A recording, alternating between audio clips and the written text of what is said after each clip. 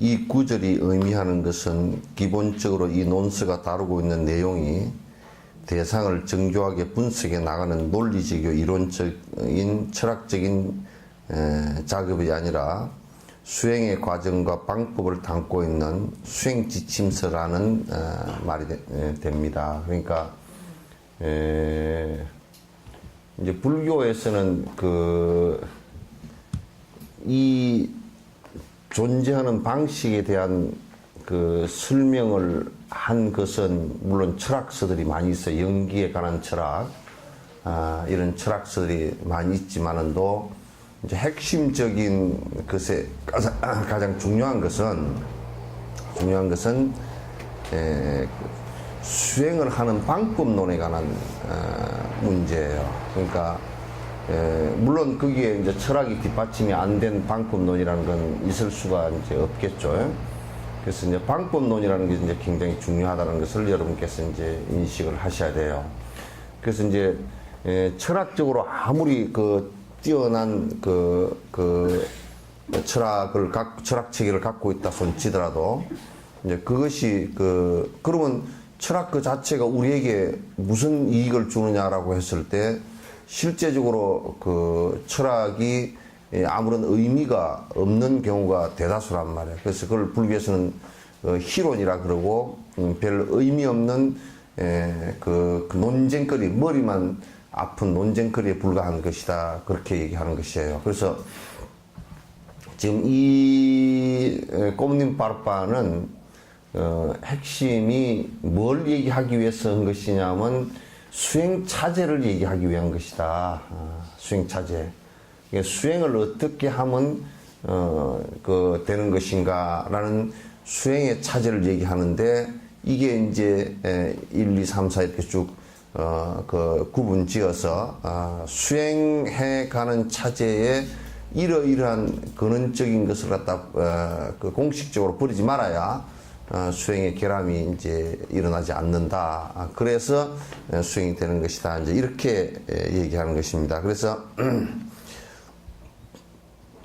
수행 지침서라는 말입니다. 하지만 이것이 어떤 경전은 이론적 논리만을 담고 있고 또 어떤 경전은 수행의 방법만을 담고 있다는 것을 의미하는 것은 아닙니다.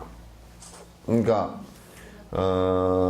이제 서양에서 우리가 과학이라든지 또는 서양 철학 같은 경우는 서양 철학은 수많은 서양 철학자들이 이제 여러 가지 생각을 통해서 세상은 이런 것 같다라고 이제 얘기를 했지만 그거는 어디까지나 그러면 그랬는데 어쩌란 말이냐라고 그랬는데 그러면 인간은 어떻게 해야 고통이 사라지느냐라고 했을 때는 대답이 아무것도 없어요. 역대 서양 철학자들, 우리 이제 힐랍 철학자들 같은 경우도 그런 사람들도 수많은 사람들이 철인들이 나왔지만은도 그 사람들이 제시한 것들 가운데 인간의 고통을 갖다가 뛰어넘을 수 있는 방법을 얘기한 사람은 한 사람도 없어요. 고통이 무엇인지에 대해서도 정확하게 이렇게 집어내지를 못했고 그 고통을 어떻게 없앨 것인지에 대해서는 전혀 얘기를 갖다 한 적이 없어요. 그래서 여러분이 서양 철학을 접하면 골머리가 아프게 잔뜩 읽고 나서 그게 뭐냐, 뭐 어쩌란 말이냐 그러면 한 개도 없어요. 또 이제 아주 이를테면 브라만교는 지금 힌두교처럼 여러 신을 믿는 사람과 또 유일신을 믿는 사람들도 결과적으로 고통을 이 세상에서는 없앨 수 없다라고 결론을 이미 내려놓고 있는 거야. 그것은 죽은 뒤에 어디를 파라다이스 천국을 간다라든지 그렇게 지금 살아있을 때는 그 고통 자체를 갖다 없앨 수 없다. 이렇게 결론을 내려놨기 때문에 그러니까 살아있을 때가 아니고 죽은 뒤에 사후에 관한 종교예요. 그렇게 되면. 죽은 뒤에 관한 얘기이기 때문에 지금 살아있는 것과 그렇게 깊은 연관관계가 사실은 또 없어요. 이게 굉장히 이제 우리가 그럼 살아있을 때 우리가 그럼 뭘 해야 되느냐라고 구체적으로 얘기했을 때 뭘 해야 된다는 것도 구체적이지 못해요. 그러니까 이게 이제 신에 대한 아주 철저한 복종과 철저한 봉사 외에는 아무것도 없다라고 이제 이렇게 얘기를 할 수밖에 없는 상황이 된다. 왜냐하면 그 신이 알아서 전부 다 해주는 것이니까. 이렇게 할 수밖에 없는 건데. 근데, 불교는, 유교 같은 경우도, 이를테면 그럼 우리가 사회에서 좀 싸우지 않고 어떻게 살 것인가, 또 사회를 어떻게 좀 평화롭게 살 것인가, 이런 얘기들은 많이 논의가 있어도, 개인적으로 그러면 어떻게 하면 이 인간 자체가 고통으로부터 벗어날 것인가라는 것은 유교도 없어요. 도교 자체가 제시한 것도, 허무주의에 불과해서, 그 자체의 그 이론적 결함을 너무 많이 갖고 있고요. 그러니까, 이 세상에서 고통을 없애는, 있으면서 살아있는 때 고통을 갖다가 내가 직접 없앨 수 있는 방법을 얘기한 사람은, 석가모니 밖에 없어요. 네. 그리고 이제 그거는, 그냥 이론만을 얘기한 것이 아니고 실제 그렇게 됐은 걸 갖다가, 얘기했기 때문에 대단히, 중요한 얘기예요. 그리고 이제 또 그 양반만의 얘기가, 그 양반만의 어떤 특수한 얘기라 그러면 우리가 쳐다볼 필요도 없겠지만은, 그러나 그 양반만의 얘기가 아니고, 여러 사람들이 해보니까 된다, 그 말이지. 이제 거기에 보편성을 가졌다, 그런 얘기예요. 그렇기 때문에 지금 이제, 여기에 앞에 얘기한 대로, 만약에 수행 방법만 가지고, 얘기하는 것이라 그래서 그럼 철학은 빈곤한 거냐? 또는, 철학만 얘기했다고 그래서 수행 방법이 그러면 빈곤한 거냐? 그렇지는 않다, 그 말. 수행 방법에, 치중을 했지만 거기에 그 수행 방법에 치중되어진, 그 뒷받침. 그러니까 수행 방법의 그 뒷받침은, 결코, 그 철학적인, 완벽한 철학의 뒷받침이 있어야 되는 것이기 때문에, 그럼 이 논전이 꼼님파르파가 그냥 철학적인 것만 얘기했거나 또는 수행 방법적인 것만 편중돼서 얘기한 그런 내용은 아니다, 그런 얘기예요. 이 수행 방법을 위주로 얘기했지만 그 안에 철학적인 내용을 거기에 받침을 다 해놨다, 그런 얘기입니다. 물론 그 중에서도 어떤 부분을 강조하느냐에 따라 다양한 차이가 있을 것입니다. 그러니까 수행을 갖다가 강조했다. 그래서 이제 우리가 이런 것을 여러분 한번 볼 수가 있어요.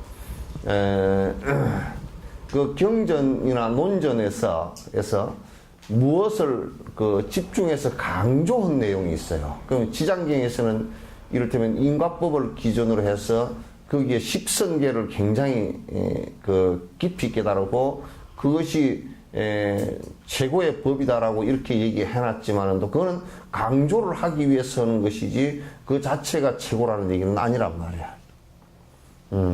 그래서 강조를 하시기 위해서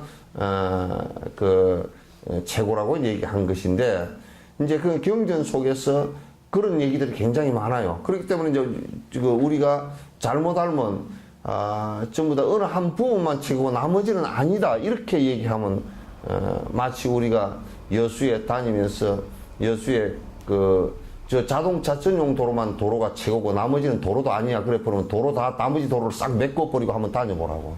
다닐 수가 있는가? 못 다닌단 말이야.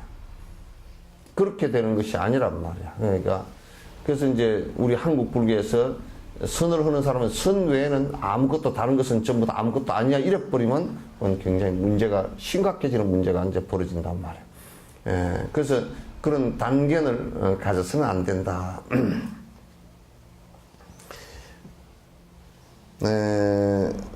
또 어떤 경전은 기본적으로 논리적인 학습에 유용하고 또 어떤 경전은 수행의 과정을 습득하는 데 유용합니다. 이를테면 우리가 이제 논전 가운데서도 인명론 같은 경우는 인명론은 핵심이 그 전공 분야가 전체 경전을 갖다가 논리적으로 보고 또 그 경전을 보고 난 연후에 논리적으로 사유하기 위해서 그렇게 이제 인명론을 갖다 얘기해 놓은 것이란 말이에요. 그러니까 인명론을 보면서 왜 여기는 수행 방법이 없느냐 이렇게 물으면 그건 오히려 그 아주 잘못된 견해란 말이죠.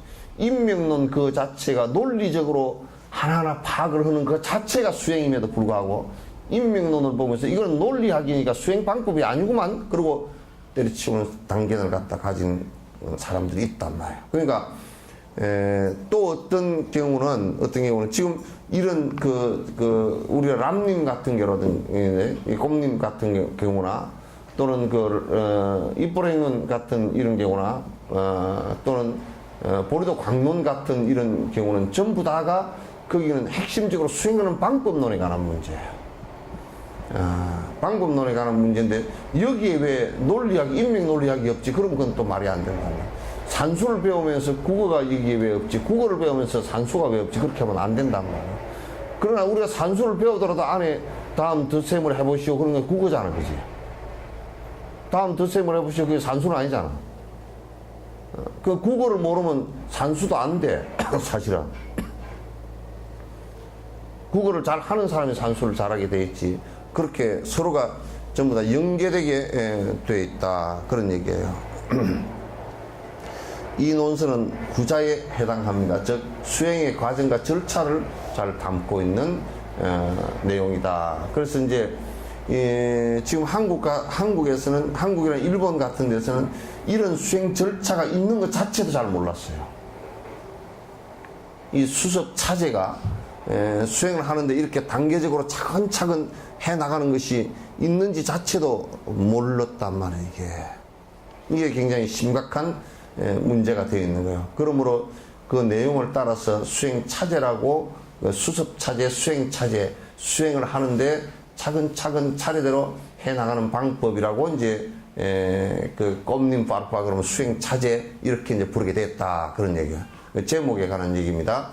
그리고 제목에서도 알 수 있는 것처럼 이 논설은 수행자가 마음의 흐름을 발전시키는 길이 어떤 것인지에 대해서 쌀 알갱이가 여기저기 흩어져 있는 것처럼 어지러운 것이 아니라 적절한 순서를 가지고 설명하고 있습니다. 그러니까 여기에 이 논설은 특히나 수행 논서 가운데 무엇을 얘기하기 위한 것이냐면 마음을 어떻게 다스릴 것인가에 관한 집중된 논문이다. 마음을 어떻게 우리가 다스릴 것인가에 대한 집중적인 그 내용을 갖고 있다. 그래서 그 마음을 어떻게 다스릴 것인가라는 집중적인 핵심의 내용이 핵심 모티브가 지관이란 말이에요. 사마타와 비파사나에 관한 내용이다. 그래서 이제 그러니까 이건 논리적으로 다시 한번 결론적으로 말씀을 드리면 이거는 지관에 관한 내용이다. 그러니까 선수행을 하는 내용에 관한 것을 갖다 주로 다루게 될 것이다. 그런 얘기예요.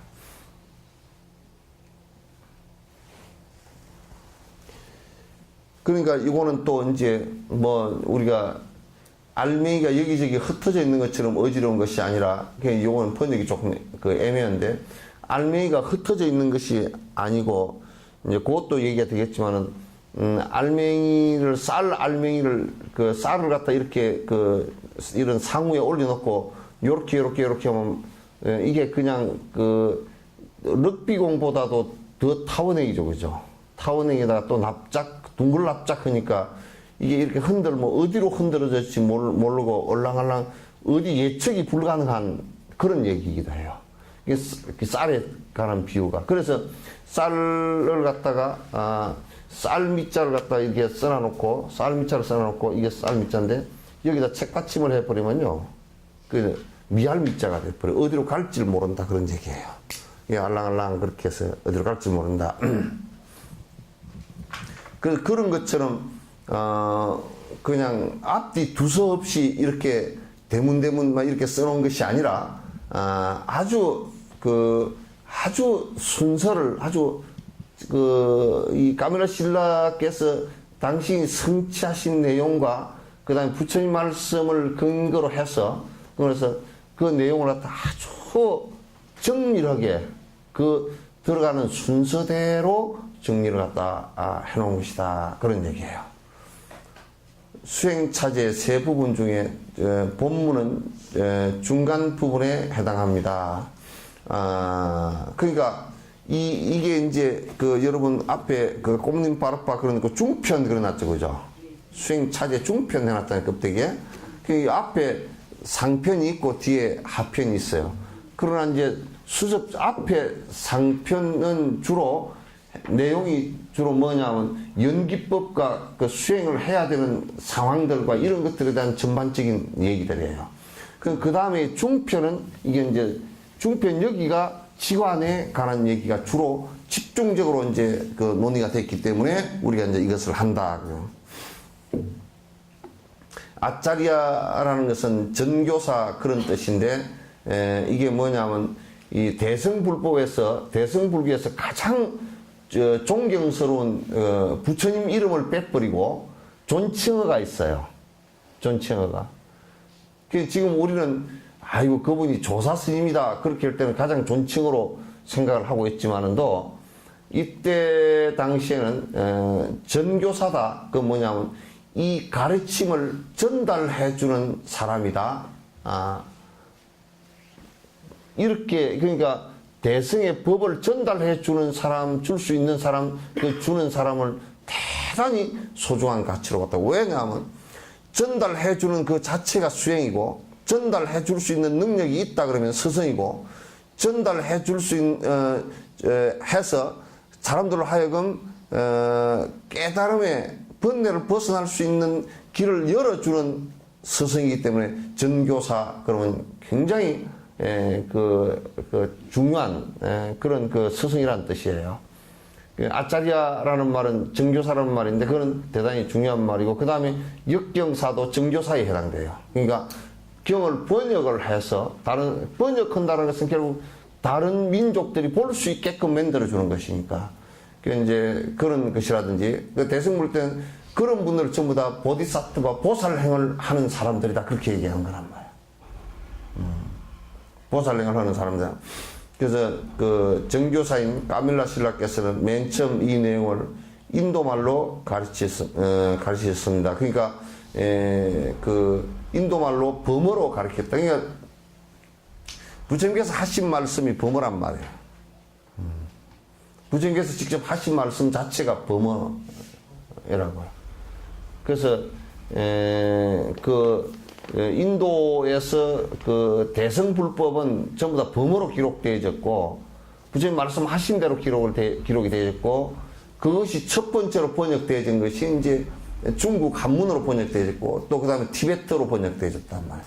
우리는 번역한 것이 중국 한문을 가지고 다시 번역을 한 경우이지만도 그렇게 이제 처음에는 아마 그 까밀라 신라께서도 이걸 갖다 범어로서 가르치는데 본문은 범어 제목으로 시작했습니다. 그러니까 이제 까밀라 신라께서 말씀하신 이 본문 그 자체는 전부 다 범어로 말씀하시고 범어로 기록되어 있는 것이다. 여기에는 여러분의 마음속에 이 성스러운 경전 언어에 대한 인연을 심어주는 의도가 담겨 있습니다. 여기에서 지금 요 번역을 하신 분이 이제 요거는 자꾸 경전 그려놨죠, 그죠? 요거는 이제 그 잘못 번역, 우리나라 관례로 볼 때 잘못된 번역이에요. 왜냐하면 경전이 아니고 이건 논전이에요. 경전은 그 우리나라에서는 부처님께서 말씀 경률론을 나눌 때 그렇게 하는데 이거는 부처님께서 직접 말씀하신 내용은 아니고 부처님 말씀하신 것을 갖다가 갖고서 다시 정리를 하는 것이에요. 그게 논이에요. 그렇기 때문에 뭐냐면 그 범어로 이제 까밀라 신라께서 범어로 이 논전을 갖다 기록하고 말씀하신 것은 아마도 부처님께서 말씀하신 그 범어를 그대로 그 인연을 심어주기 위해서 그렇게 하신 것이 아닌가 이런 그 해석을 했습니다. 또 이렇게 인도 당시의 언어로 제목을 붙이는 것은 역사적인 차원의 문제이기도 합니다. 서력의 땅, 그러니까 티벳에 문명의 세력이 오고 점점 국가라는 형태를 갖추면서 자연스럽게 다른 나라와 관계가 형성되었습니다. 돌아보면 티베트인들은 다양한 사회 문화적인 요소들을 주변 국가로부터 흡수해 왔습니다. 예를 들면 인도를 비롯한 남쪽의 여러 나라에서는 정신을 풍요롭게 한 종교와 문화를 수용하였습니다. 특히 의학, 불교, 범어 등의 문화와 학문들을 수많은 성자와 학자들이 고향인 인도에서 들여왔습니다. 그래서 이제 우리가 이제 티벳이라고 이렇게 얘기하면 그냥 좀 그 좁은 작은 나라로 치지만은 그 땅은 엄청 넓어요. 쓸 땅이 별로 없어서 그렇지. 근데 요즘 개념으로 보면 쓸 땅도 많아. 왜냐하면 지하 자원이 굉장히 많대요.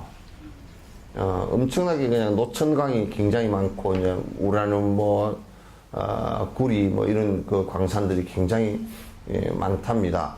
근데 어쨌든 그 땅덩어리 자체도 굉장히 커요.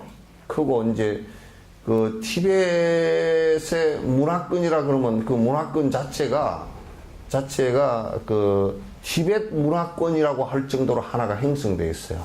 그래서 이제 옛날에 티벳이 아주 그 좀 오래 전에는, 그러니까 한 불교가 들어가기 전쯤에도 그 티벳 사람들이 중국 문화를 또 받아들이기도 하고, 또 인도로부터 인도 문화를 받아들이기도 하고, 그래서 지금 그 티벳의 전통 의학 같은 것들 보면 그 중국식도 들어가 있고 인도식도 들어가 있어요. 그래서 그 두 가지를 가지고 독특하게 자기 것을 만들어 놨어요.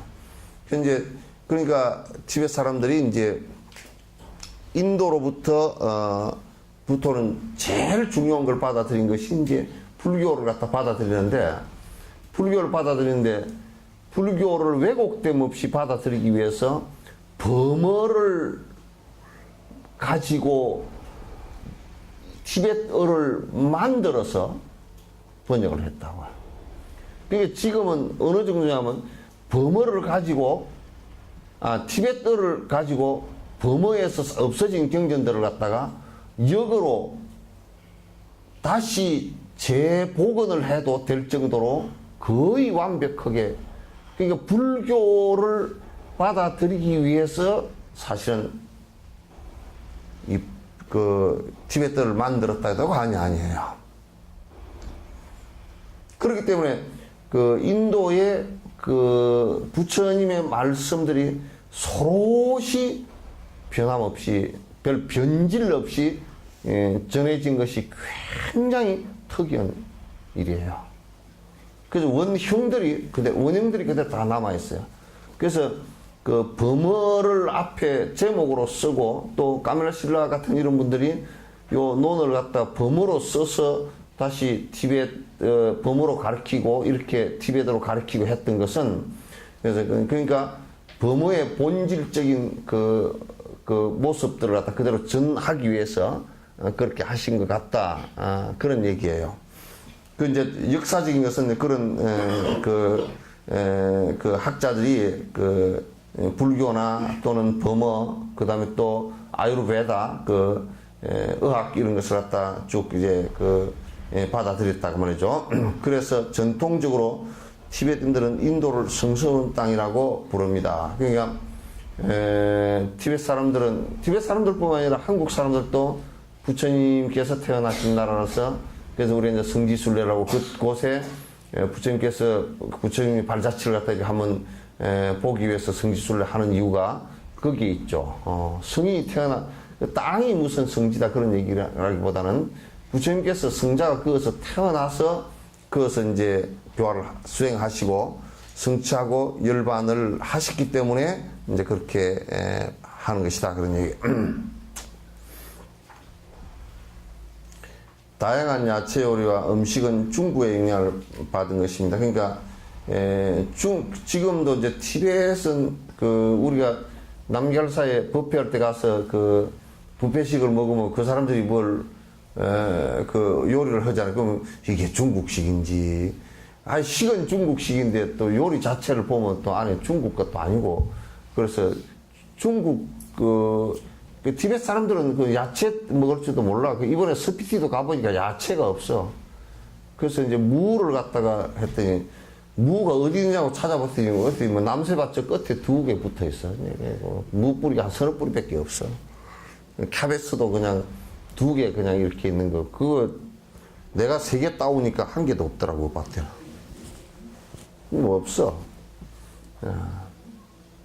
그쪽에 꿀이 나는데 꿀이 딱 꽃 필 때 잠깐 필 때 그때 꿀이 나는데 꿀이 굉장히 순하고 좋더라고. 그래서 그 꿀을 한 통 나 먹으라고 그거 가져왔어. 그래서 이게 통에 가져와서 그 몇 통 더 사자 그랬더니 몇 통이 없대. 그냥 한 2~3통 뭐 너댓 통 뭐 그렇게밖에 없는 거. 그 꿀 자체도 그렇게밖에 안 나는가 봐.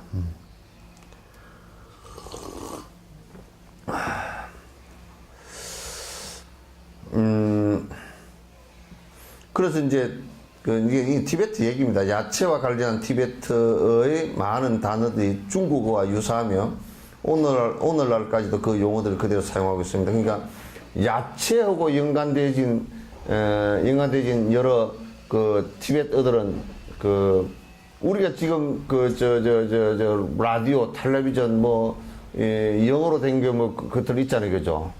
그거는 지금 전자제품이나 그 근대 기계 문명을 받아들이면서 일본이나 이제 그 미국을 통해서 받아들였기 때문에 일본식 용어도 많고 이제 그 영어식 용어도 이제 많듯이 이때 사람들은 그 티베트 사람들은 아마 야채나 이런 것은 전부 다 중국식으로 받아들였기 때문에 이름도 발음이 뭐 거의 비슷한가 봐요. 그래서 인도도 보면 여러분 가다가 인도 가서 차이 쪽이죠. 짜이라는 거. 짜이라는 말이 나는 뭐 짜이 그래서 인도 말인 줄 알았더니 그게 중국말이래. 그냥 차라는 말이야. 그래서 그 중국에서 들어간 거는 또 중국 그 말 그대로 아직까지 남아 있고 이제 그런가 봐. 그래서 이제 추운 기후에 맞게 발전한 복장들은 몽골의 영향이 강합니다. 그래서 또 옷은 보면 또 몽고식이고 그 모자 쓰고 뭐 요렇게 해서 쓰고 하는 것은 그거는 또 몽고식이고 그렇게 되어 있습니다. 복장의 색깔이나 모양 등의 많은 부분에서 그 영향을 찾아볼 수 있습니다. 그렇게 수세기를 티베트는 이웃 나라들과 접촉해 왔습니다. 많은 것들을 수입하여 우리 자신의 독특한 문화로 발전시켜 온 것입니다. 본문에서 범어로는 뭐이라고 시작하는 것은 이 논세의 정통성을 나타내는 말입니다. 즉 인도의 스승으로부터 전해졌다는 말입니다. 그러니까 달라이라마께서는 이제 뭘 설명하기 위해서 하신 거냐면 이제 당신 나라에 중국으로부터 들어온 것도 많고 이를테면 논전도 중국으로부터 들어간 게 있어요. 우리 그 원칙 스님께서 쓰신 해신밀경소라는 것은 티베트어로 번역돼서 티베트에 그대로 있거든요. 그거는 중국에서 들어간 거예요. 중국에서 이제 들어간 거고 이제 그런 중국으로부터 들어간 논전들도 있어요. 있고 이제 그 다음에 인도의 그 범어로부터 들어간 논전들도 있고 그 주로 이제 범어로부터 들어간 논전들이 대단히 이제 많죠. 많았어. 그래서 왜 제목을 범어로 이렇게 해놨느냐? 이거는 그 인도 나란타 대학의 전성이다라는 것을 갖다 증명하는 것이 된다. 그런 얘기예요. 그 내용이. 또 본문에서는 서장어로는 라고 이렇게 그 따옴표를 이라고 말하면 티베트어 제목을 붙이고 있는 것입니다. 이것은 이 논스가 다른 언어에서 티베트로 번역되었다는 뜻이 되죠. 그러니까 범어로는 그렇게 해놓고 또 티베트어로는 그러면 범어로는 해놓은 것은 이제 나란타 대학에서 전성되어졌다는 뜻을 얘기한 거. 전성의 맥을 얘기하는 것이고 티베트로는 이렇게 하는 것은 티베트 번역이라는 뜻이 된다. 그런 얘기입니다. 티베트는 불교의 수많은 경전이나 주석서들을 그대로 기록할 수 있을 만큼 충분한 단어와 표현 능력을 갖고 있습니다. 그러니까 불교를 번역하기 위해서 했다고 해도 과언이 아닐 정도의 용어예요. 그러니까 얼마나 불교를 수입하면서 철저하게 그 스승들이 티베트의 그 불법을 전하기 위해서 그 스승들께서 노력을 하시는지 우리가 알 수가 있죠.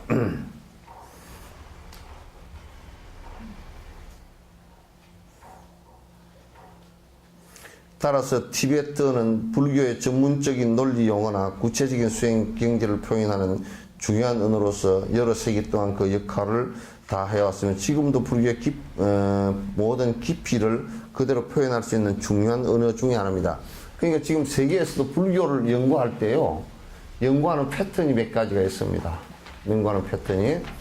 불교를 연구하는데 첫 번째가요, 첫 번째가 범어 연구입니다. 불교를 그 전 세계 지금 옥스퍼드 대학 같은 데서나 지금 이제 뭐 미국 여러 그 대학에서도 대학들에서도 이제 전 세계 대학들에서 철학 하는 사람들이 이제 불교를 연구하는데 첫 번째 가장 고전에 그 부처님과 가장 가까운 것을 갖다 읽는 첫 번째 이제 범어예요. 두 번째는 남방 쪽의 파리어 쪽이고요. 세 번째는 북방의 범어에서 그 티베트어로 바뀐 티베트어를 연구를 해요. 오히려 티베트를 연구를 해서 범어에서 원본이 사라진 것을 갖다 복원하기 위해서 지금 노력을 하는 사람들도 있어요. 그 다음에 이제 중국 한문이죠. 그래서 전 세계적으로 파리어, 그 다음에 범어, 그 다음에 이제 그 티베트, 중국어, 이 한국어는 그건 포함 안 됐어요. 왜냐면 한국이 불교를 갖다 좀 개떡같이 믿고 있으니까. 안 돼. 한국어를 갖다가 잘 해가지고, 불교 연구하는데, 어디 불교 연구를 갖다 한국어를 잘 하니까 불교 연구가 잘 된다. 이게 된 게 없어요, 이게. 그러니까 우리가 여태까지 불교 1600년 자랑을 하고 난리를 쳤지만은 사실은 그렇게 크게 자랑할 만한 것이 그렇게 많지 않다는 것도 이제 어떤 그 사실이에요. 전 세계 언어를 가지고 불교를 연구하는 학자들은 이 한 4가지 정도를 가지고 연구를 한다고요. 그게 고 연구들이에요.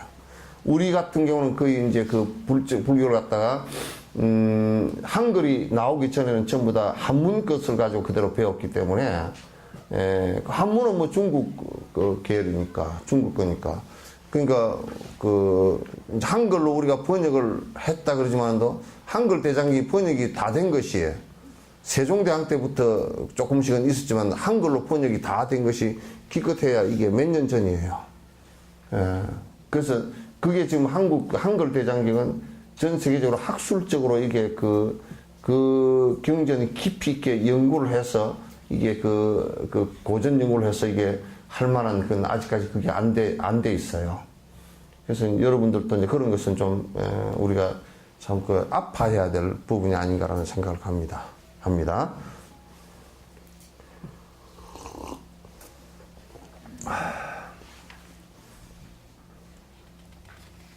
즉 현대의 언어들 중에 소성, 대성, 건강성의 모든 불교적 깊이를 다 다룰 수 있는 독특한 언어이기도 합니다. 그러니까 티베트가 독특한 것이 뭐냐면 티베트가 그 소성, 대성, 그 다음에 그 금강성이라고 하는 그 내용들까지도 다 담아낸단 말이에요. 그러니까 우리가 이 얘기가 어떤 얘기에 해당되느냐면 우리들 한글이라든지 이것이 순수 한글을 가지고서는, 그러니까 한문을 섞지 않은 순수 한글을 가지고서는 지금도 대장경 번역이 안 됩니다. 소리글로서는 굉장히 뛰어난데 그 안에 의미를 담아내는 데 있어서는 단어가 없는 것이 너무 많아요. 그래서 이제 티베트는 특징적으로 특징적으로 불교를 갖다 공부한 대스승들이 이 용어를 만들면서 이게 이런 것을 다 담아낼 수 있는 충분히 표현하고 다 담아낼 수 있는 언어적 체계를 갖고 있다는 것이 이제 달라이라마의 설명이기도 해요. 따라서 티베트는 인류의 중요한 문화적 재산이며 불교의 원래 모습을 재구성해 줄 수 있는 소중한 언어이다. 이건 내가 볼 때도 틀림없는 것 같아요.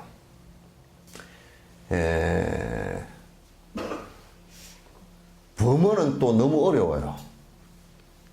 범어 자체가 굉장히 쉽지 않은 언어 가운데 하나고, 그런데 표현하는 것은 굉장히 섬세하게 표현할 수 있는데 좀 어렵다고. 이게 티베트는 그렇게 어렵지도 않으면서 이제 불교적인 것은 내용을 갖다가 거의 완벽하게. 그러니까 티베트 사람들은 자연적으로 말을 하면 전부 다 의사소통을 뭐 전부 다 불교 내용으로 하게 돼 있어. 그래서 중국이 저렇게 티베트를 갖다 점령해가지고 다 정신까지도 다 망가뜨리려고 그래도 잘 안 되는 이유가 그런 것 때문에 그러고, 이를테면 일본이 우리나라를 점령해가지고 36년 동안 그렇게 발살시키려고 해도 잘 안 되는 것이 그게 우리 언어 때문에 그래요. 언어와 문자 때문에 그렇단 말이에요. 그게 핵심적으로 그게 잘 깨지질 않아요. 자, 문수동자가 아닙니다. 문수동자가 아닙니다. 문수보살. 문수동자도 물론 화연하는 모습 가운데 하나이긴 하지만은, 그러나 거기서 처음부터 문수동자께 그렇게 하는 것은 아니고 문수보살님께 배려합니다. 정리합니다. 배려보다는, 배려라는 말은 이제 유교에서 많이 쓰고, 정례라, 이 말을 땅에 대면서 절한다 해서 정례라 그래요. 지심정례 공양 그러죠, 그죠? 그래서 정례라 그러는데, 이 말을 땅에 대해서 절한다 그래서 정례라 그러는데, 이 구절은 번역자의 예경 부분입니다. 그런데 번역자인 역경사가 아무런 장애 없이 모든 일을 끝낼 수 있기를 바라며 기를 올리는 부분입니다. 그래서 이제 언제든지 이 앞에, 뒤에도 설명이 있겠지만, 이 앞에 꼭 어떤 부처님과 어떤 보살님께 정례를 합니다. 예경을 올리는 것은 그 경전의 성격을 말해주는 거야. 그 문수보살님께 정례합니다. 그렇게 했을 때는 거기에 내용이 문수보살의 지혜로, 이게 지금 정진하는 지혜에 관한 얘기를 갖다 지금 하려고 하는 거예요. 그래서 보통 우리가 자비에 관한 얘기를 할 때는 간세보살께 정례합니다. 이렇게 이제 되어 있어요. 그러니 우리가 문수보살님께 정례합니다 하고, 그 문수보살님께 정례합니다. 그리고 모든 보살 마살들께 정례합니다. 이렇게 이제 되는 것이죠. 그래서 이제 기한다라는 것은 꼭 이 분들의 가르침에 의지한다. 이 지금 논을 쓸 때도요, 보살님의 가피로 쓰는 경우도 많아요. 우리가 이제 람님 같은 경우도 얘기 나오잖아요, 그죠? 종가파 스님께서 문수보살님을 직접 친견하시고 쓰셨다, 그 얘기가 뒤에 나온단 말이야. 그렇기 때문에 직접 그런 가피를 입으시고 쓰신 것이 많아요. 대부분의 큰 어른들이 하신 것은 그런 가피 상태에서 하는 것이 많습니다. 그래서 기를 올리는 부분입니다. 이 구절은 이 책에서 전하고자 하는 모든 목적이 다 이루어지기를 바라는 기도문에 해당됩니다. 그래서 문수보살님께 의지합니다 라고 할 땐 기합니다. 그건 이거는 삼기나 우리가 기도를 하는 것은 내 발언이, 원하는 이 발언이 성취되기를 바라는 그런 기원의 의미가 들어있어요. 과거의 모든 불교의 법왕들이 공표하신 것처럼 문수보살님께 예경을 올리고 있습니다. 이 구절은 또 이 책의 형식적으로 불교의 경율론 3장 중에 경이나 논서 부분에 해당한다는 것을 보여주고 있습니다. 여기서는 경이나 논서 그러놨지만 논서에 해당되는, 물론 문수보살님께 기합니다 라고 하는 것은 실제로 이제 사실은 거의 논에 해당돼요.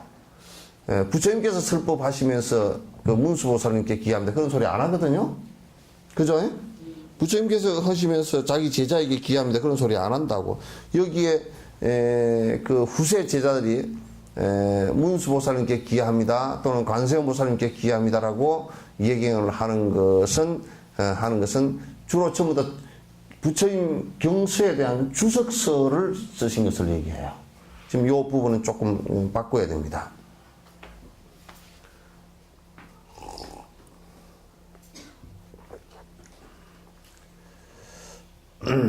그래서 이는 3장 중에서 경이나 논서 부분에 해당하는 경을 빼십시오. 해당한다는 것을 보여주겠습니다. 전통적으로 이 번역자의 예경에서 만약 불보살님께 예경을 올리고 있다면 그것은 경장에 속하는 경전이라는 말입니다.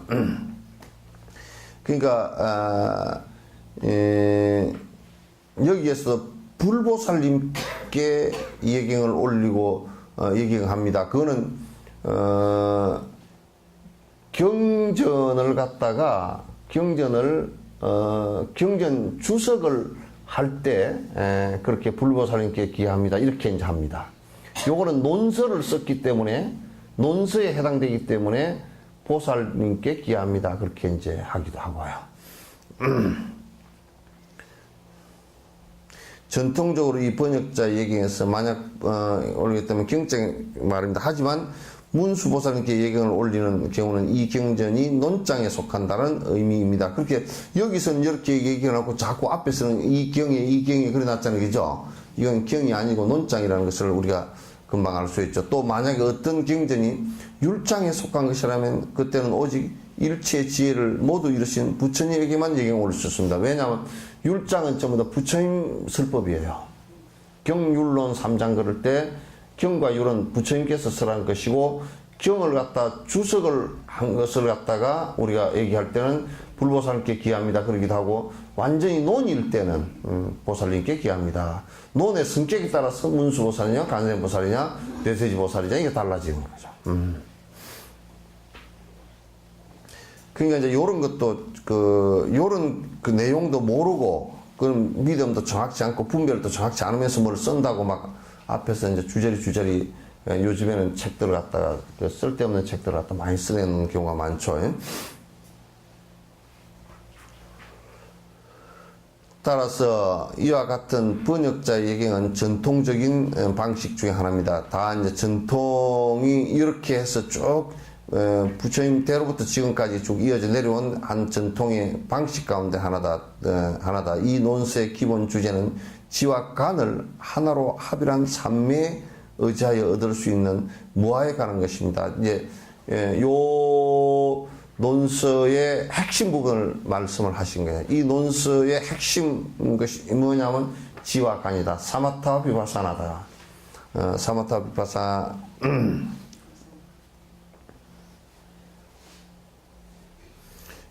그래서 지와 간의 하나로 합일한 삼매에 의지하여 얻을 수 있는 무아에 관한 것이다. 그 무아를 갖다가 지금 그러니까 사마타를 이루어서 무아가 되는 그 내용을 갖다 지금 거기에 들어가는 방법을 갖다 전부 다 가르칠 것이기 때문에 대단히 중요한 내용이다. 이러한 주제를 담고 있는 논서이기 때문에 문수보살님께 예경을 올리겠으면 따라서 논장에 속한다는 말입니다. 대승경전의 체계를 따라 라는 구절은 저자가 이 논서를 공부하는 사람들에게 수행의 과정을 간단하게 설명하는 부분입니다.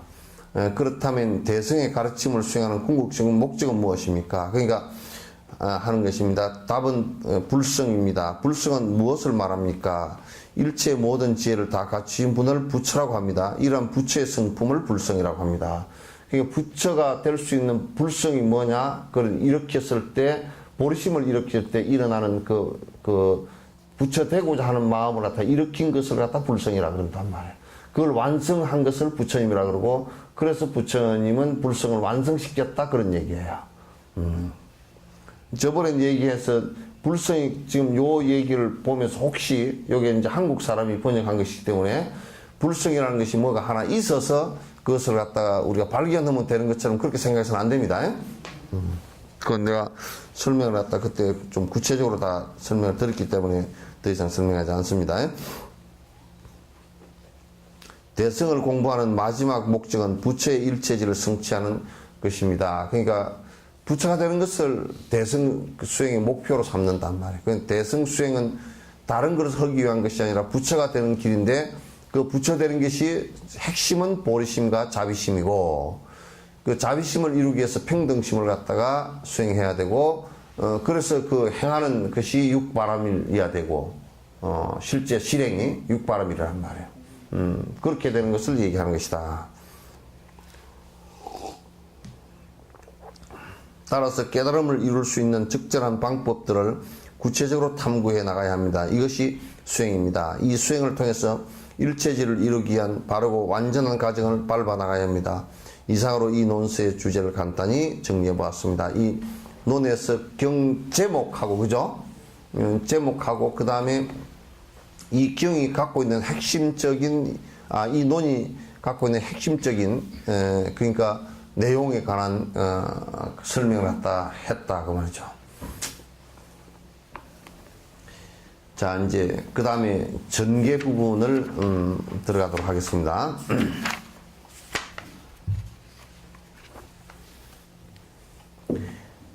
위대하신 용수 나가르주나 보살의 말씀 중에서 다음과 같은 개송이 있습니다. 그 용수보살은 제2의 부처님이라고 할 정도로 아주 위대하고 뛰어났던 분입니다. 대승을 얘기하는데 용수보살을 빼버리면 그거는 대승이 성립이 안 될 정도로 그 용수보살의 그 성취도와 성취와 그 다음에 용수보살의 위치가 대단히 큽니다. 그래서 그 용수보살은 우리나라에서 이제 소개된 책들은 중론 정도밖에 없지만은 실제적으로 대단히 중요한 그 논서들이 굉장히 많습니다. 그래서 그 다음 같은 개송이 있습니다. 자, 같이 한번 해볼까요? 자신과 세상을 위해 위없는 깨달음을 얻으려면 산처럼 확고부동한 이타심을 바탕으로 모든 것을 감사하는 자비심과 이원을 초월한 지혜를 갖춰야 하리라. 그러니까 이제 그 제일 첫 부분이 사홍선과 같이 사홍선 첫머리와 같이 중생무변서원도 그러잖아요, 그죠? 그 모든 행위 자체가 중생을 구제하고자 하는 생각이 전제되어야 된다. 그러니까 자신의 성불과 세상의 그 중생들의 고통을 없애기 위한 노력. 그래서 위없는 깨달음을 얻으려고 한다면 꼭 요게 전제되어야 된다. 산처럼 확고부동한 이타심을 바탕으로 해야 된다. 그러니까 이타심이 바탕이 안 될 때는 일체 중생을 번뇌로부터 건지겠다라는 이게 크게 나오지 않고 그게 바탕이 안 될 때는 다른 것을 이게 지금 왜 이걸 전제로 요 얘기를 지금 이타심 얘기를 앞에 맨 전제로 하느냐 하면 사마타와 비파사나 선을 행하는 참선을 행하는 것도 선을 행하는 것도 요 마음이 전제가 안 될 때는 전부 다 법집과 이기심으로 돌아가 버리기 때문에 아예 안 되기 때문에 그래요.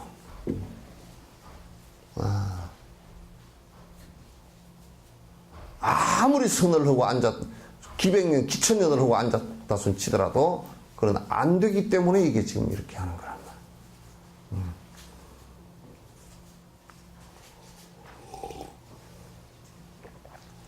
그래서 이타심을 바탕으로 꼭 해야 된다. 모든 것을 감싸 안는 자비심과 일체 중생을 갖다 모두 대할 수 있는 그 일체 중생의 생명이 모두 다 소중하고 그들이 모두 다 행복을 원하고 모두 다 고통을 싫어하는 그래서 누구로부터도 침해받는 것을 싫어하고 하는 것을 갖다가 인정하고서 모두를 갖다가 자비심으로 대할 수 있는 그러니까 이타심과 자비심 그 앞에 보리심은 이미 이 얘기가 다 된 상태고, 이게 이타심과 자비심과 이타심, 그 이제 결국 보리심이라는 것 자체가 이타심으로 인해서 나오는 것이니까.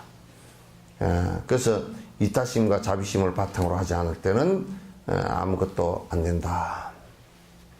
이게 이제 용수보살의 개송을 갖다 지금 이제 그 전제를 들어서 말씀을 하는 겁니다. 지금 이 순간 그리고 앞으로도 남들과 자신의 행복을 바라는 이들은 일체 지혜 경지를 이루는 동기를 꼭 가져야 한다. 그러니까 나 혼자만이 행복하겠다라는 것은 이 세상에 이루어질 수가 없어요. 그것이 이제 어떤 상황을 맞이하더라도 나 혼자만의 행복은 불가능합니다. 그게 뭐 승부를 전제로 하든지 안 그러면 이 세상에 살면서 나 혼자 부자를 내가 좀 살아야 되겠다. 그것도 불가능합니다.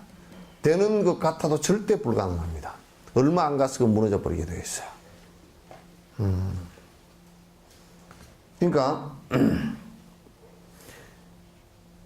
내 행복과 남의 행복이 더불어서 공고하고 깨지지 않게 하려고 하면 그렇게 하려고 하면 기어코 이타심이 전제가 되지 않고서는 불가능하다. 이타심을 전제로 하지 않고서는 정말 불가능하다. 그래서 우리가 승부를 하려고 하는 것도 결국은 그 전제가 뭐여야 되냐면 이타심이 전제가 되어야 된다. 일체 중생을 위하려고 하는 이타심이 전제가 꼭 되지 않고서는 보리심도 나오지 않고 또는 승부를 할 수 있는 관계도 이루어지지 않는다 그런 얘기예요. 이걸 이제 반성을 안 하면 아무리 특별히 뭘 한다고 치더라도 그건 또 뭐 우리가 이제 대웅전을 하나 짓더라도 일체 여기에 의지해서 수많은 사람이 참 진짜 정진해서 공부를 갖다 이루었으면 좋겠다는 그 이타심이 전제가 안 되면 대웅전을 짓는 것마저도 무의미해요. 의미가 하나도 없어요. 그래서 이기심을 가지고서는 절대 이 보리심에 나오지 않고 그 다음에 승부를 하고자 하는 동기 자체가 나오지 않는 것이다. 자비심과 이타심 그리고 정견은 위에 없는 깨달음의 길을 위한 기본 바탕이 된다. 이타심이나 보리심 그 다음에 자비심 그건 저기에 존자님께서 하나 꼭 더 붙여놓은 것이 있네요. 정견, 바른 견해.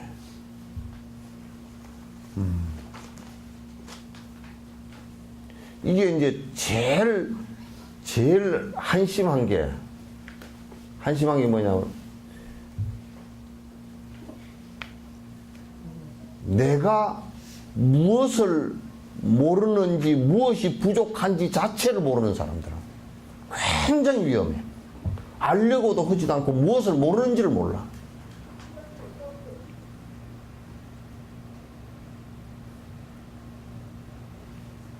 그래서 이를테면 우리가 여러분이 며느리를 얻었는데 며느리가 밥 올 줄 모른다 그러면 며느리가 아유 제가 밥 올 줄 몰랐어요. 어머니 배우겠습니다. 그러면 되거든. 그런데 지가 밥 올 줄 모르는 것이 당연하거나 밥 올 줄 모른다는 밥을 해야 되는 것 자체를 모르고 밥 올 줄 모른다는 것 자체를 모른다 그러면 그건 이 얘기를 해도 싸움밖에 안 일어나게 돼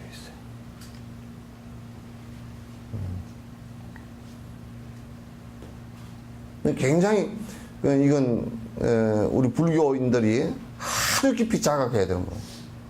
그러니까 자기가 지금 얼마만큼 모르고 있다는 걸 모르니까 다 알고 있는 것처럼 생각을 하는 거야.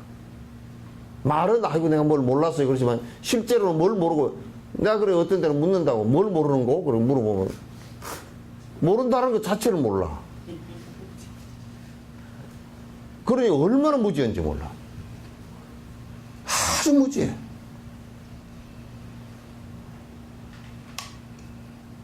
그러면서 안다르게 자기 아주 반딧불 같은 작은 그 불빛을 가지고 자기는 안다는 거야. 아는 것도 잘못 알고 있는 게 대다수고, 진짜 반딧불 같은 그런 밝음 정도밖에 안 되면서 막 뭘 지식을 가지고 깨 맞춰가지고 그런 뜻이 막 경강부회를 하고 그렇게 어거지를 부리면서 살면 그건 다칠 수밖에 없지. 눈을 뭘 모르는지 모르기 때문에 그건 마치 길을 갈 때 어디에 엉구렁이가 있는지 모르는 거와 똑같은 거야. 그냥 주스 빠져버린다.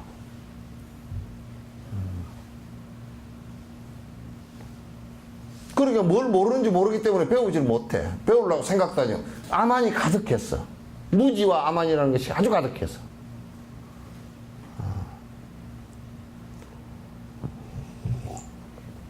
그 정견이라는 것은 지금 내가 무엇이 잘못된 견해인지 자체를 모르니까 바른 견해가 어떤 것인지를 몰라.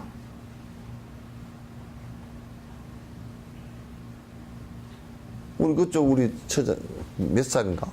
나이 물으면 이상하죠. 응?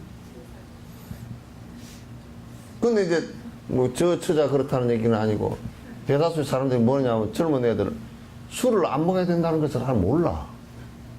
그 20살만 되면 술을 먹어야 된다는 것만 알아.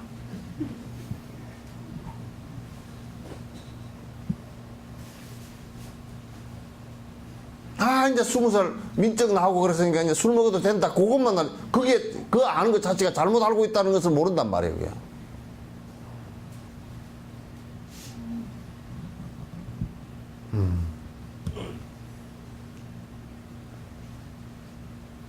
그러니까 이게 바른 견해를 갖다 배우는 것은 성인의 말씀 아니고서는 바른 견해가 성립이 안 돼. 왜? 아무리 뭐 스피노자가 얘기를 해놨다 손 치더라도 그걸 가지고서는 아무리 우리가 고통의 문제를 해결을 못하니까 바른 견해가 서질 않는단 말이야. 왜냐면 우리가 고통의 문제를 해결하는 바른 견해를 얘기하는 것이야 지금.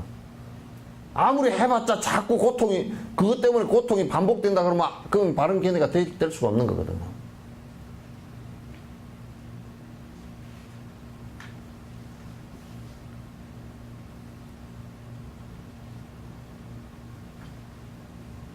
그래서 내가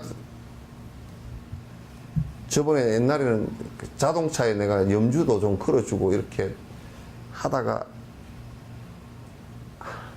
이 자각이 없는 사람들한테 걸어주면 오히려 독이 되겠다 싶어서 내가 안 걸어준 거야. 어느 날 내가 중단을 해버렸어. 진짜 사고가 안 나는 진짜 부적은 무슨 부적이에요? 조심하라고 하는 것도 나는 우리나라 사람들은 말을 잘 못 믿어. 왜냐면 조심하라는 것도 그냥 포괄적이라 시장을 나가랍니다. 그럼 어떻게 하시랍니까? 그러니까 잘 하랍니다. 지랄 그 소리 누가 못해? 어떻게 잘할 건지.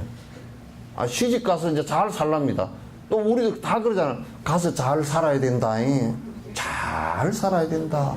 잘 살아야 된다. 그 소리 그 허나 말하는 소리라. 구체적으로 어떻게 사는 것이 잘 사는 것인지를 갖다 얘기해 줘야 되잖아. 그지? 그런데 운전하는데 참 안전하게 해야 됩니다. 결론은 안전이지만 안전이라는 게 안에 구체적인 내용들이 다 있잖아. 그죠? 술 먹고 운전하지 말아야 되는 거, 빨리 달리지 말아야 되는 거, 자동차 정비 잘해야 되는 거, 쓸데없는데 자동차 타고 다니지 말아야 되는 거, 기분 나쁠 때 핸들 잡지 말아야 되는 거.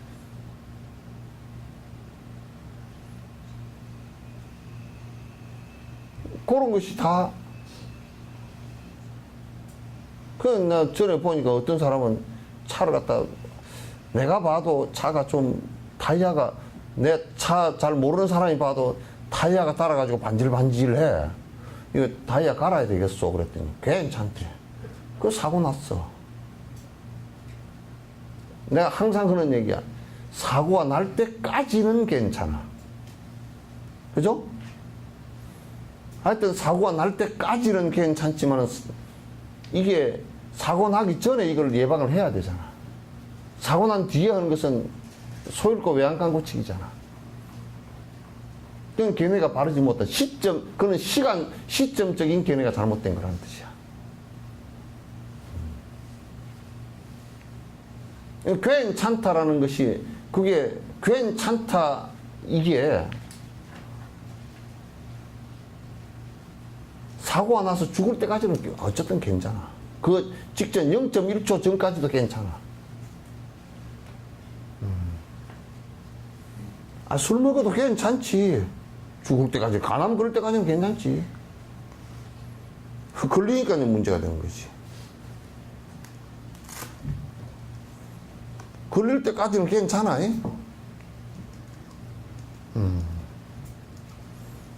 담배 피우는 것도 괜찮지. 괜찮아. 괜찮지. 죽을 때, 폐암 걸릴 때까지는 괜찮아.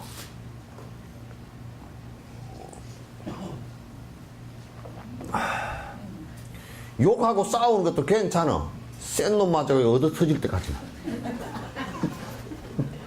아주 센 놈 맞아가지고 실컷 얻어 터져가지고 그냥 막 그냥 내 발로 기어갈 때까지는 괜찮아.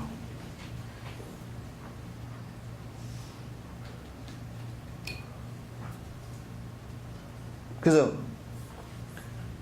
수없이 주장을 하지만 바른 견해라는 것이 굉장히 중요해요.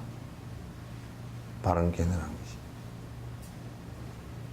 그러니까 바른 견해가 안 서 있으면, 생각이 바로 안 서 있으면, 아유, 내가 뭐 어디 지금 회사가 그랬다더라? 어디가? 삼성인가? 어디에서 그랬다더라? 술을 뭐 사발술인가 뭘 마신다며. 폭탄주도 아니고 이것저것 섞어가지고 뭘 하여튼 뭐 한 사발 해가지고 그것도 그냥 들이켜 버린다네. 그렇게 먹인다네. 차라리 청산가리를 먹여버리지. 빨리 죽어버리게. 뭘 왜 그렇게 슬슬 죽게 만들어? 지 도망갈 피할 햇빛만 만들어 놓지. 청산가리를 먹었으면 차라리 죽은 사람이 니 때문에 죽었다 그래가지고 상대가 교도소나 들어가지. 술을 퍼먹여서 죽인 것은 교도소도 안 들어가. 빌어먹을 놈들이. 그 잡아 넣어야 돼. 안 먹는 술을 갖다 퍼먹인 놈들은. 지가 지 입으로 퍼먹는 거야 지가 지옥으로 가겠지만, 안 먹는 걸 퍼먹이는 것들은. 안 먹으려고 그러는데 막 사발술을 안 퍼먹이면 네가 이 직장에 못 있고 어쩌고 저쩌고 뭐 네가 상사를 웃기려 보니, 그런 상사를 웃기게 보지 누가 술 먹지 말라는 상사를 갖다 웃기게 보가니.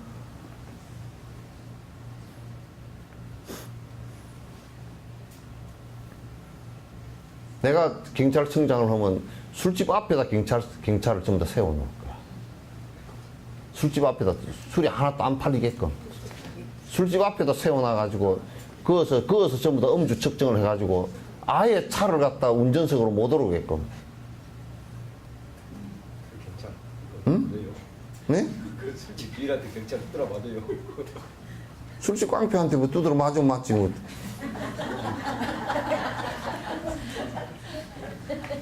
그러니까 얼마나 잘못된 개념은, 남을 갖다가 교통사고 나서 남을 죽이고 죽을지도 모르는데 그따 퍼먹이고 돈 벌려고 그렇게 앉았어?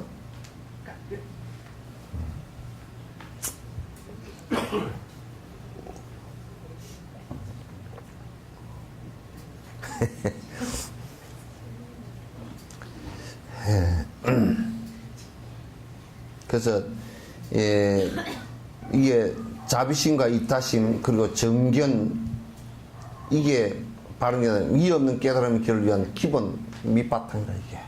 그러니까 경전을 배우지 않고 깨닫는다는 것은 거의 불가능에 가까워. 안 돼.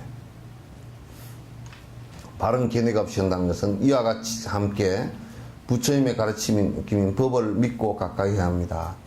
그러니까 부처님의 가르침을 자꾸 이해하려고 그러고 법문을 듣고 그것을 갖다 가까이 한다는 것은 읽고 외우고 법문 듣고 실천하려고 그러고 하라는 뜻 아닙니까? 모든 장애에서 자유로워지고 유익한 것들을 만나려면 넓고 심오한 부처님의 가르침에 대한 내용을 잘 살펴보고 그 의미를 잘 이해해야 합니다. 그 이해하는 것이 중요해요. 우리 쪼자르게 놀아서는 안 돼.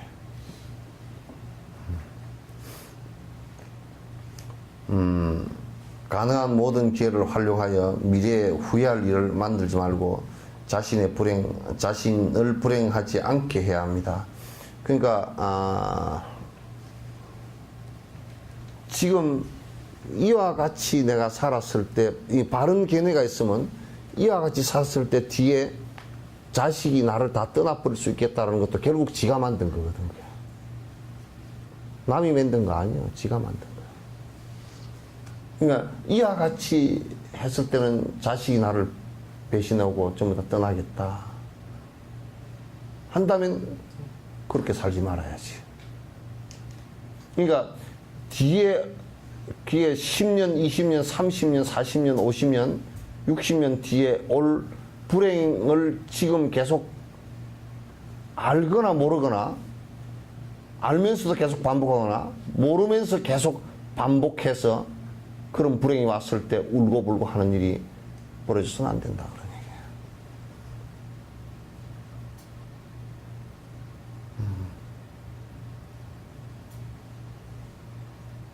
그런 얘기예요. 이제 부처 말씀을 배우면서 이제 이런 것들을 갖다 우리가 잘 깊이 있게 이해를 해야만이 또 내가 실천하고 안 하고는 그 다음에 문제라도 우선 이해라도 정확하게 하는 것이 매우 중요하다 그런 얘기예요.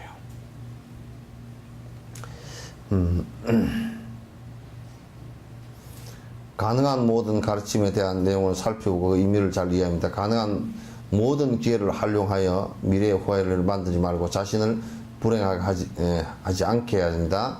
티베트 불교의 4대 종파인 중 4대 종파가 이제 무슨 몇 개 종파인데 그 4대 종파인데 요 겔룩파는 달라이라마께서 이제 소속된 파예요. 겔룩파의 뿌리는 까담파, 까담파는 티베트 불교사에서 11세기 이후 출현한 신파들 중에서 처음으로 성립한 종파입니다.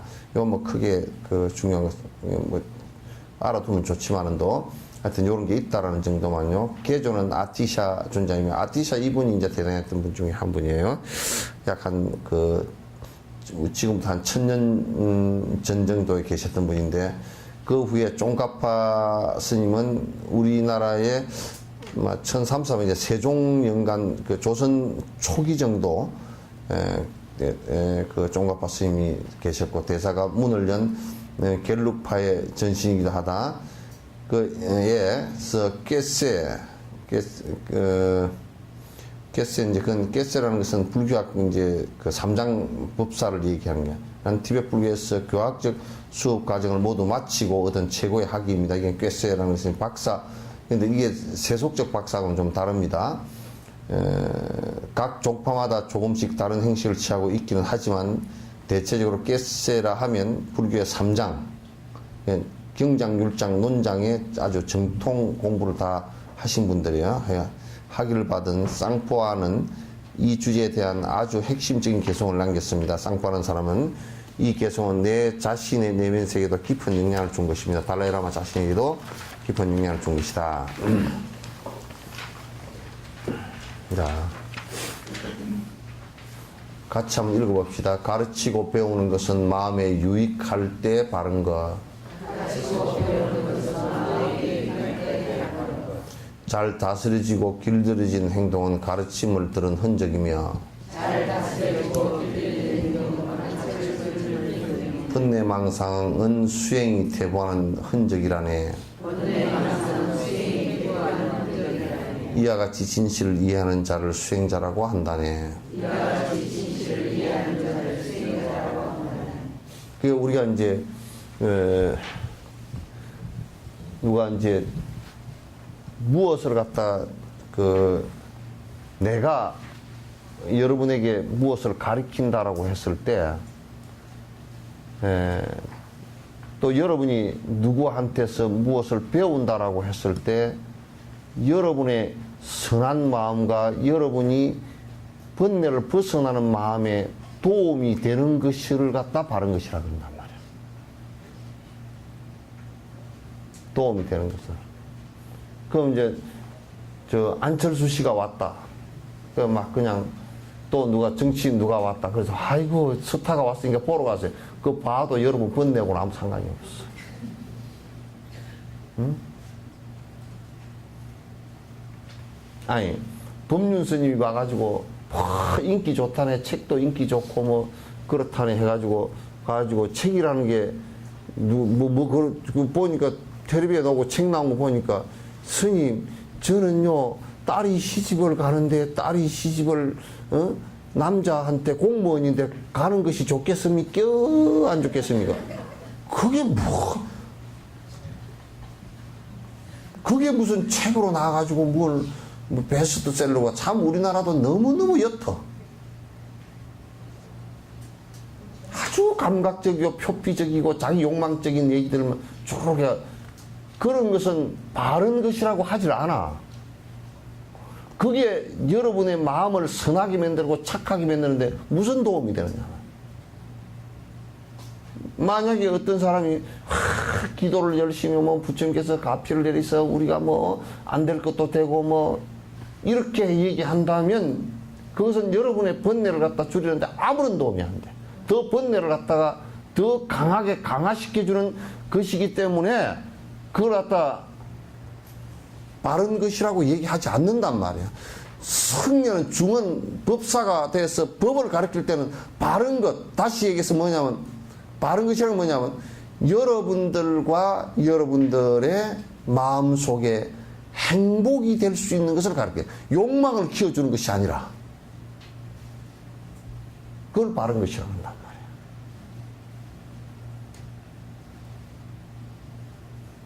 그러니까 이 세상은 바른 것을 가르쳐주면 여러분이 아이를 키울 때 진짜 이 채소를 꼭 먹어야 애가 건강하겠는데 채소를 먹이려고 그러면 안 먹으려고 하는 것 같이 여러분은 바른 얘기를 해주면 워낙 마음에 딴 방향들을 많이 갖고 있어서 욕망들을 강하게 갖고 있어서 그 얘기를 받아들이지 못하는 거야.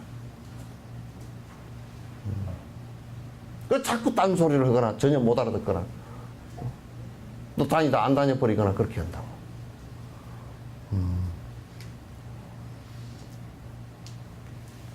여기에 마음에 유익할 때라는 것은 이것도 잘못 들으면 안 돼. 하여튼 희한하게 그 자기 합리화를 잘 시켜서 들어보니까 마음에 유익할 때라는 것이 뭐냐면 마음이 최소한 선심으로 선한 마음으로 나아가는 것을 유익하다 그래요. 유익하지 못하다는 것은 뭐냐면 악심으로 나아가게 하는 거예요.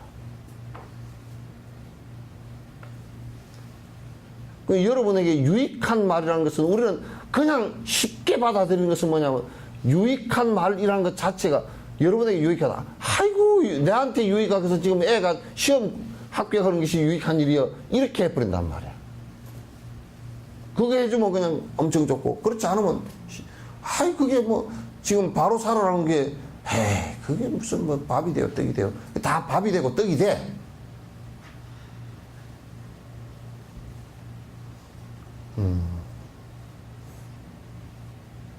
잘 다스려지고 길들여진 행동은 가르침을 들은 흔적이.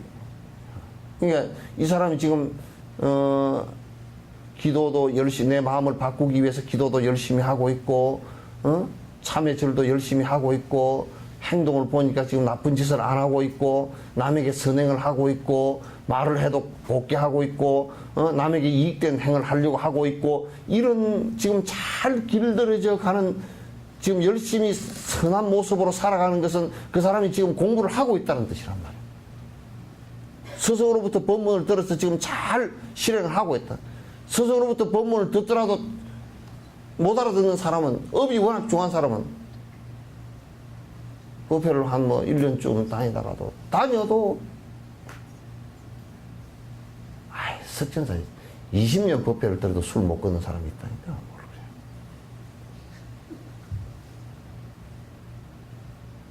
그럼 못 알아듣는 거야. 고가식을 왜 못해? 조순법 어떻게 생각해? 예? 맛있는 맛있는지 봐, 저런 거.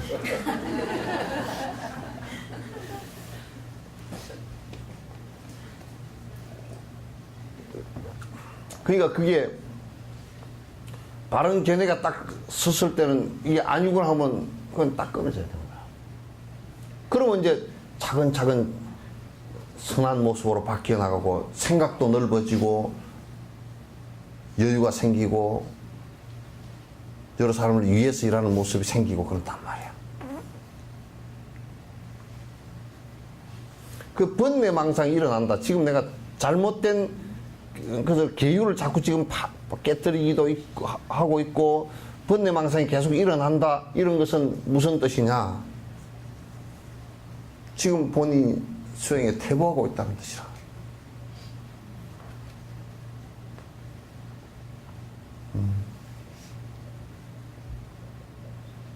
이와 같이 진실을 이해하는 자를 수행자는 이와 같은 것을 갖다 자기가 느끼고 체크할 수 있다 그러면 그건 수행자라.